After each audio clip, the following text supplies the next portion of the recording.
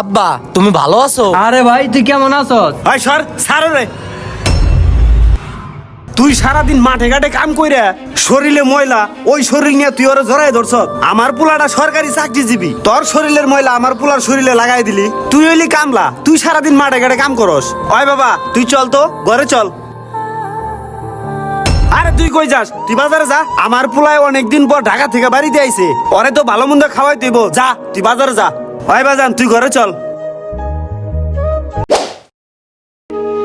বাবা জীবন, ইমরান, তোদের মা তো আরো 10 বছর আগেই মারা গেছে। তো আমি তোদের সাথে একটা কথা কইতে চাই বাজান। বাবারে আমারও তো বয়স কম হইলো না, আল্লাহ কখন যে কি করে।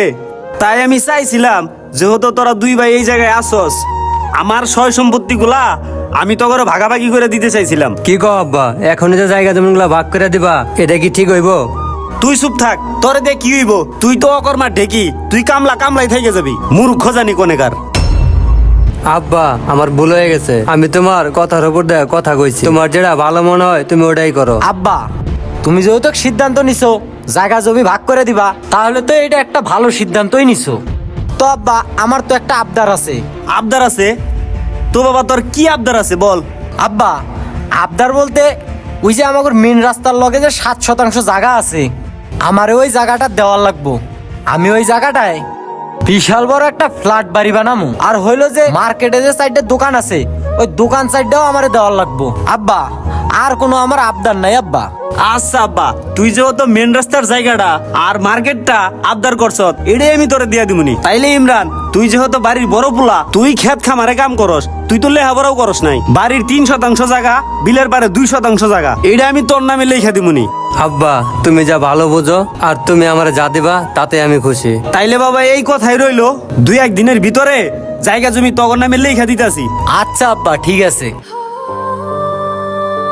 ইলিয়াস, চা তো দিই ভালোই বানাও। আরে স্বপন ভাই কেমন আছেন? আলহামদুলিল্লাহ। কি শুনলাম ভাই জায়গা জমি বলে পোলা ভাঙ্গ ভাগ করে দিতেছেন?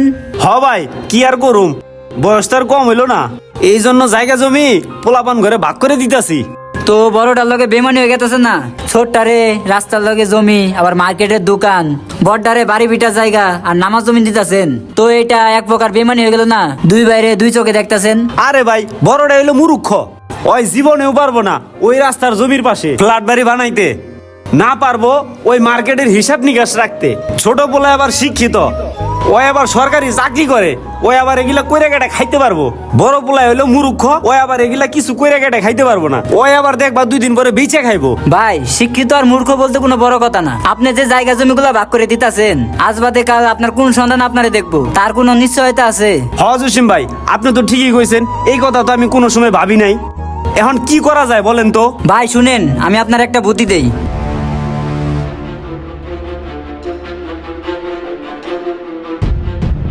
আচ্ছা জসিম ভাই, আমি বিষয়টা দেখতাছি। ছোট ভাই আব্বা নাকি ওই চার দোকানে অসুস্থ হয়ে গেছে, আব্বা নাকি মেডিকেলে ভর্তি, আব্বা নাকি কিডনি ড্যামেজ হয়ে গেছে, টাকা লাগবে 6 লাখ, তুই টাকার ব্যবস্থা কর। তুই কি কস? টাকা লাগবো 6 লাখ মানে? আরে হ্যার তো এমনি বয়স হয়ে গেছে, হ্যার বাঁচবো কয়দিন? হ্যার পিছনে এত টাকা নষ্ট করে লাভ আছে? কিরে ভাই তুই এটা কি কইতাছস? আব্বা কি বিনা চিকিৎসায় মারা যাবো? বাইরে আমার তো এই বাড়িটা আর ওই বিলের 2%, ওই 2% বেচলেও তো আব্বার চিকিৎসা করার টাকা হইব না। তো আমি কি করুম? তোর 7% জমি আছে না, ওখান থেকে তুই 2% বেচ, আর আমার 2% বেচা ল আব্বার চিকিৎসাটা করি। ওই তুই দাঁড়া, তোরে আমি কি কইলাম তুই বুঝছ নাই? তুই যেহেতু তোর আব্বার চিকিৎসা করবি, তা তোর বাড়ি ভিটাটা আমার কাছে বেশ, আমি তোরে 6 লাখ টাকা দিয়ে দিতেছি। তুই যা আব্বার চিকিৎসা কর, আমার জমি টমি আমি বেচাইতে পারুম না। বাহ বাহ বাহ বাহ। আব্বা তুমি নাকি মেডিকেলে ভর্তি, তোমার নাকি কিডনি সমস্যা। কাকা আপনি না বলেন আমার আব্বা মেডিকেলে ভর্তি? না রে বাবা, আল্লাহ যদি বাঁচায় রাখে তাহলে মেডিকেলে যাওয়া লাগবে। আব্বা তুমি সুস্থ আছো? সর এখান থেকে।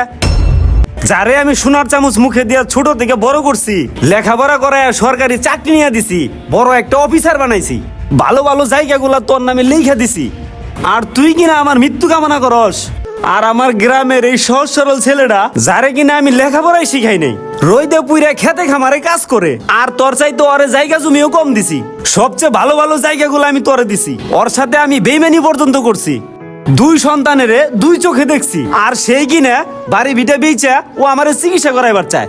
ওই শিক্ষিত হোক আর অশিক্ষিত হোক, ওই আমার প্রকৃত সন্তান। আর তুই শিক্ষিত হইয়াও নিমু খারামের পরিচয় দিছস। যা তুই আমার বাড়ি থেকে বাইর হ। আব্বা আব্বা ওই ছোট মানুষ ওই ভুল করছে ওই বুঝতে পারে নাই ওরে তুমি মাফ করে দাও। ওরা আমি বাসায় এরকম না, ওরা আমি ত্যায্য করে দিমু। আজকে যদি জসিম আমার চোখ না খুলে দিত তাইলে আমি ওর পরিচয় পাইতাম না। না আব্বা তুমি যদি ছোট পোলা মানের মতো করো তাহলে ওই কই যা থাকবো। এই জীবন তুই আব্বার কাছে মাপ চা। আব্বা তুমি আমারে মাফ করে দাও, আমার ভুল হয়ে গেছে। না, তুই তোর পরিচয়টা আমারে ঠিক মতোই দিছস। আব্বা আমি না বুঝা ভুল করে ফেলাইছি, তোমরা যদি আমারে না মাফ করো আমি কার কাছে যাবো? আমারে মাফ করে দাও আব্বা। আব্বা ওই ছোট মানুষ তুমি ওর মাফ করে দাও। আচ্ছা বাবা, তুই কইতাছস দেখে ওরা মাফ করে দিলাম। যা, ওরা নিয়ে ঘরে যা। ওই জীবন ওঠ ঘরে চল।